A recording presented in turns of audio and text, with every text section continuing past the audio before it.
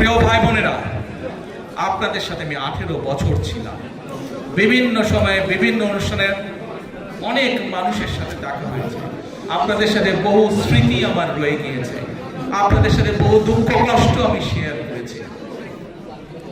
আপনারা বিভিন্ন সময় আমার বক্তব্যের শুরুতেই বলেছি, যুক্তরাজ্য সহ বিভিন্ন দেশের প্রবাসী, বিশেষ করে যারা জাতীয়তাবাদী বাংলাদেশি জাতীয়তাবাদের রাজনীতিতে বিশ্বাস করেন, আপনারা বহু মানুষ বিভিন্ন সময় আমার পরিবারের দলের বিপদের সময় আমাকে মানসিকভাবে সাহস দিয়েছেন, সহযোগিতা করেছেন, সমর্থন জুগিয়েছেন।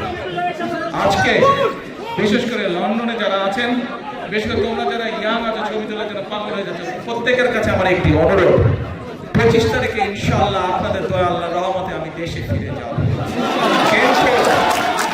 কিন্তু এখানে উপস্থিত, এই ঘরে উপস্থিত প্রত্যেকটি মানুষের কাছে আমার অনুরোধ, দয়া করে কেউ আপনারা এয়ারপোর্টে সেদিন যাবেন না। দয়া করে কেউ আপনারা এয়ারপোর্টে যাবেন না আপনারা, কারণ এয়ারপোর্টে গেলে একটি হট্টগোল তৈরি হবে এবং মানুষ জানবে যে এরা সব বাংলাদেশি, এবং দেশের সুনাম নষ্ট হবে, দলের সুনাম নষ্ট হবে। যারা এয়ারপোর্টে যাবেন না, যারা সেদিন এয়ারপোর্টে যাবেন না, আমার আজকের এই অনুরোধ যারা রাখবেন, আমি ধরে নেব তারা দল এবং সর্বোপরি দেশের সম্মানের প্রতি মর্যাদা রাখবে। আর আমার মানা করা সত্ত্বেও, আমার অনুরোধ করার পরেও যারা যাবেন, আমি ধরে নিতে বাধ্য হব যারা ব্যক্তিগত স্বার্থের জন্য সেখানে। কাজেই আপনাদের কাছে বিনীত অনুরোধ রেখে আমার বক্তব্য শেষ করছি।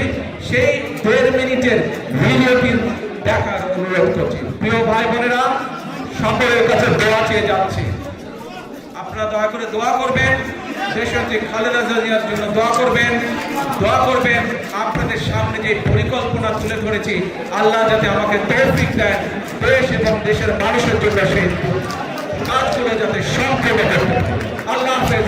বাংলাদেশ জিন্দাবাদ, বাংলাদেশ জাতীয়তাবাদী দল জিন্দাবাদ।